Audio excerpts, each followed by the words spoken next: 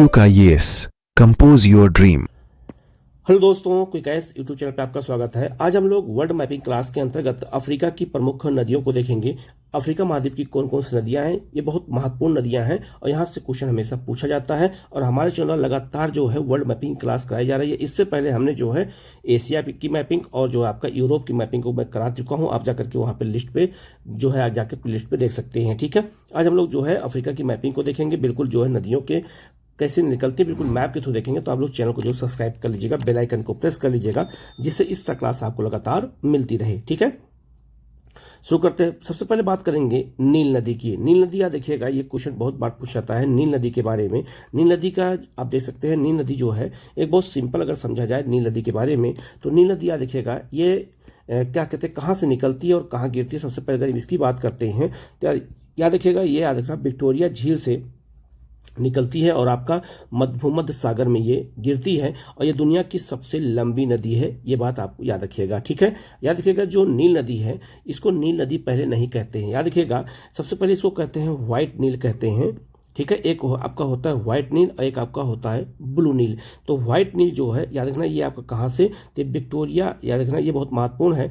तो ये विक्टोरिया जो है झील से निकलती है, ये नदी विक्टोरिया झील से निकलती है और आपका जो है व्हाइट नील के नाम से निकलती है। और आज याद रखिएगा, सूडान की राजधानी जो है खार्तूम में जो है कौन नदी मिलती है आकर के, ब्लू नील नदी मिलती है। आप देख सकते हैं, तो ब्लू नील कहाँ से निकलती है, तो याद रखना ये इथोपिया में ताना झील से निकलती है। इसका नाम है, इसको ताना झील भी कहते हैं, कहीं कहीं पे इसको ताना झील भी कहा जाता है। तो ताना झील से ब्लू नील और आपका विक्टोरिया झील से आपका व्हाइट नील निकलती है और सूडान राजधानी खार्तूम के मिलने के बाद इसका नाम हो जाता है नील नदी। और नील नदी के नाम से ये बहती हुई आके जाके जो है आपका सूडान होते हुए और आपका इजिप्ट होते हुए, मिस्र जिसे कहते हैं, होते हुए आकर के ये आपका मेडिटेरियन सी में डेल्टा बनाती है, अर्थात यहाँ पर जो है आकर गिर जाती है। इसका मुहाना यहीं पर बनता है और ये दुनिया की सबसे लंबी नदी है। ठीक है, अब इसके बारे में आप देख सकते हैं, ये आपका यहाँ ये आपका है लिखा है जो है लेक विक्टोरिया।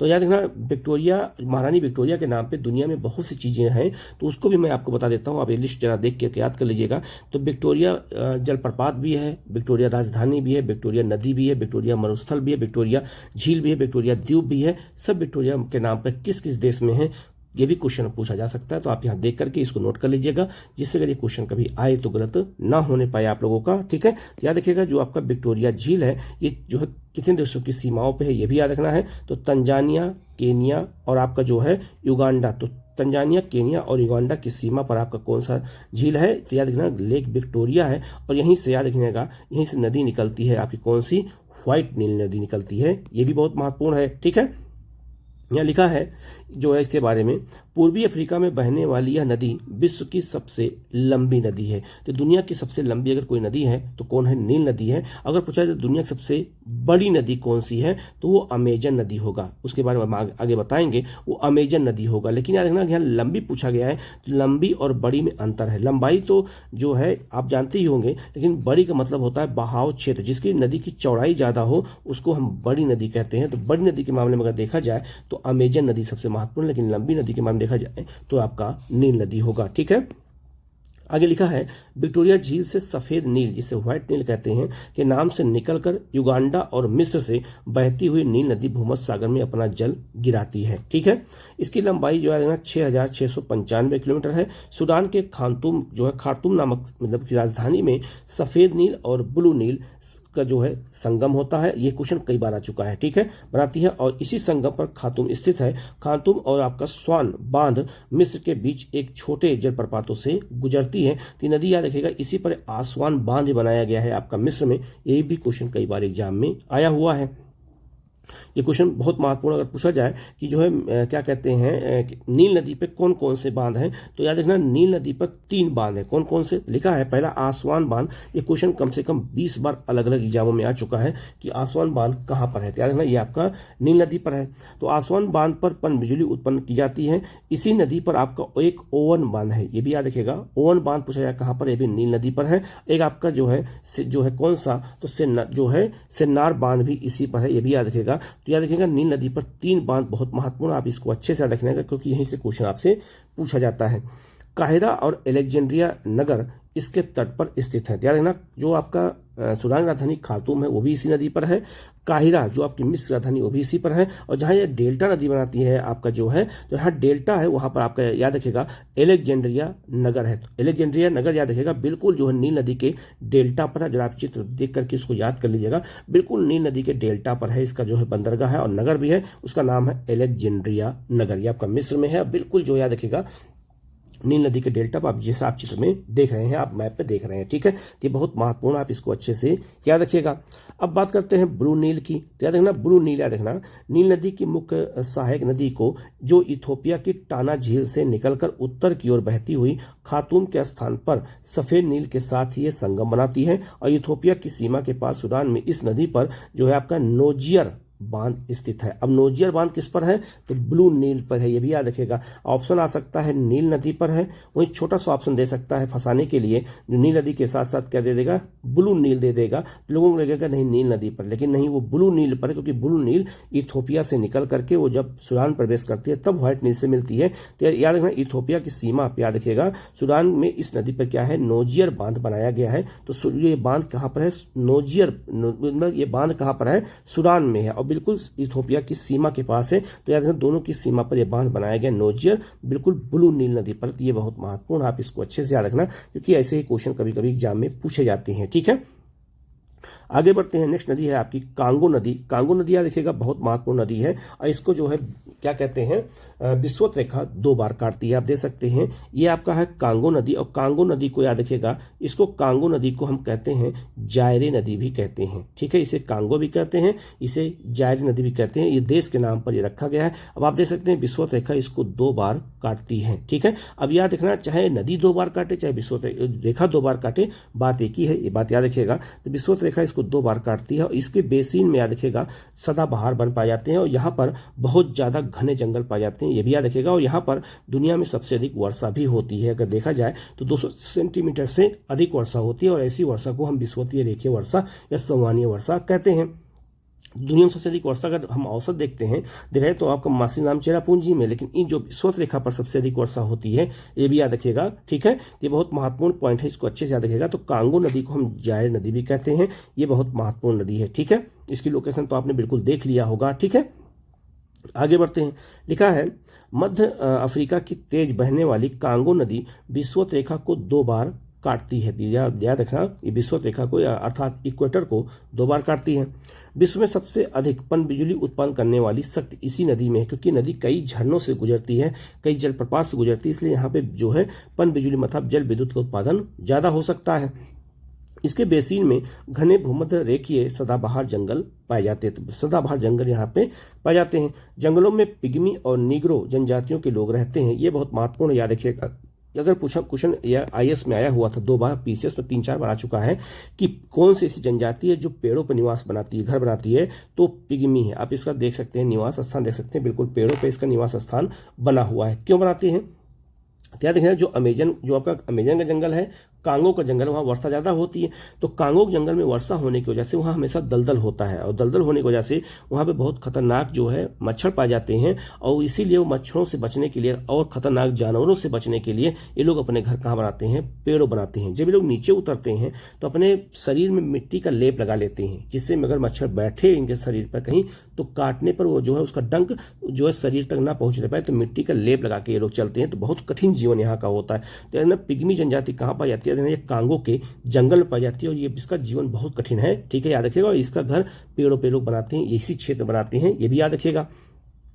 इस नदी पर याद रखिएगा बहुत महत्वपूर्ण 2 जलप्रपात कौन कौन से हैं? तो याद रखना, एक आपका है स्टेनले जलप्रपात, ये बहुत महत्वपूर्ण है, ये क्वेश्चन कम से कम 10 बार अलग एग्जाम आ चुका है। एक आपका है लिविंग स्टोन जलप्रपात, ये भी कम से कम 20 बार अलग अलग एग्जामों में आ चुका है। तो याद रखिएगा, जो है स्टेनले और लिविंग स्टोन जलप्रपात अगर पूछा जाए किस नदी पर है तो कांगो नदी पर है। याद रखना, ये बहुत महत्वपूर्ण क्वेश्चन है, आप ये इसको अच्छे से याद रखिएगा, ठीक है। आगे बढ़ते हैं, कसाई इसकी सबसे महत्वपूर्ण नदी याद रखिएगा। कसाई, उबांगी इसकी प्रमुख कसाई नदियां हैं। हीरे के व्यापार का लगभग आधा भाग कसाई नदी के बेसिन से होता है। तो कसाई नदी में याद रखिएगा बहुत ज्यादा हीरे का उत्पादन भी होता है। ये भी अपने आप पे एक बहुत महत्वपूर्ण क्वेश्चन बनता है, ठीक है। अब आगे बढ़ते हैं, नेक्स्ट नदी है नाइजर। नाइजर नदी को याद रखिएगा तेल नदी भी कहा जाता है, क्योंकि इसके घाटी में तेल का उत्पादन होता है, इसलिए इसको हम तेल नदी भी कहते हैं। और आप देख सकते हैं ये नाइजर रिवर बेसिन है। आप देख सकते हैं जो नाइजर नदी है, एक देश नाइजर है उसी के नाम पर ये रखा गया है, और नाइजर नदी का बेसिन आपका ये है, तो ये पश्चिमी अफ्रीका में पड़ता है। ठीक है, आप देख सकते हैं ये नदी जो है बहते हुए आकर के कहाँ गिरती है, गिनी की खाड़ी में गिरती है, अर्थात अटलांटिक ओशियन में गिरती है। ठीक है, इसके बारे में देख लेते हैं।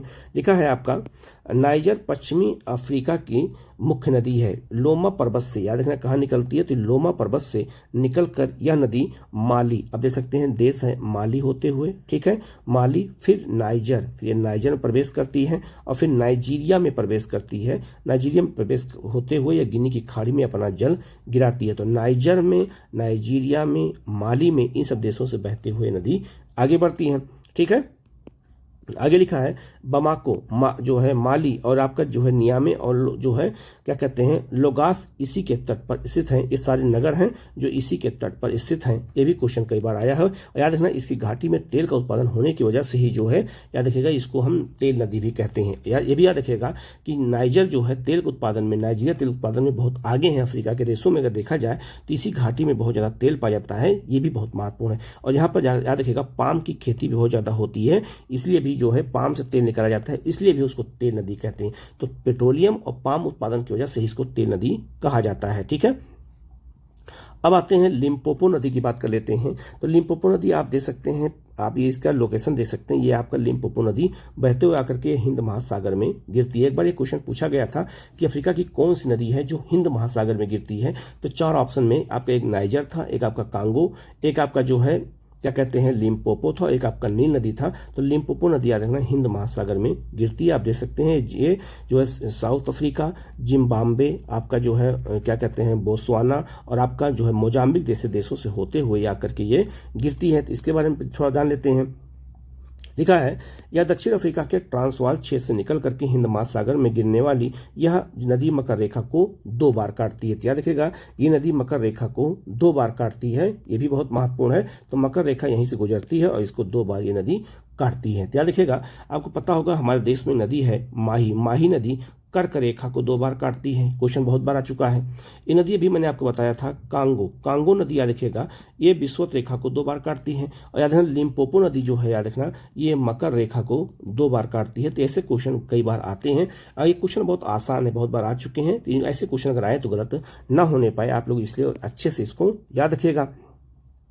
यह नदी दक्षिण अफ्रीका को बोत्सवाना और जिम्बाब्वे से अलग करती है। तो ये कई देशों की सीमा भी बनाती है। आप देख सकते हैं ये कई देशों की सीमा भी जो है निर्धारण कर रही है। ठीक है, आप देख सकते हैं। तो याद रखना साउथ अफ्रीका और आपका जिम्बाब्वे और साउथ अफ्रीका और बोत्सवाना की सीमा का निर्धारण भी नदी करती है। ठीक है, क्योंकि ऐसे छोटे छोटे टॉपिक अगर क्वेश्चन हम नहीं तैयार करेंगे मैप, तो ऐसे क्वेश्चन आते हैं एग्जाम में तो गलत होने का चांस ज़्यादा होता है। ठीक है, आगे बढ़ते हैं। जिम्बेंजी नदी भी बहुत महत्वपूर्ण नदी है, याद रखिएगा। और जिम्बेंजी नदी भी अपना जल हिंद महासागर में गिराती है। ठीक है, याद रखिएगा जिम्बेंजी नदी जो है कई देशों से होकर के बहती है, भी कई देशों की सीमा बनाती है। और याद रखना इसी पर जो है करीबा जो है लेक जो है झील है। तो करीबा झील किस पर है, जिम्बेंजी नदी पर है। और यहीं पर आपका याद रखिएगा, यहीं पर आपका विक्टोरिया फॉल्स है। तो विक्टोरिया जलप्रपात अगर पूछा जाए, अभी मैंने आपको लिस्ट दिया था जो है विक्टोरिया जलप्रपात अगर पूछा जाए तो याद रखना ये कहाँ पर, याद रखना ये आपका जिम्बेंजी नदी पर है।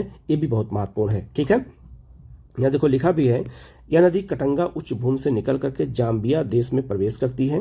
जाम्बिया और जिम्बाब्वे की सीमा बनाती हुई मोजाम्बिक देश से होकर के मोजाम्बिक की खाड़ी अर्थात हिंद महासागर में अपना जल गिराती है। ठीक है, ये मोजाम्बिक की जो है आप चैनल देख सकते हैं।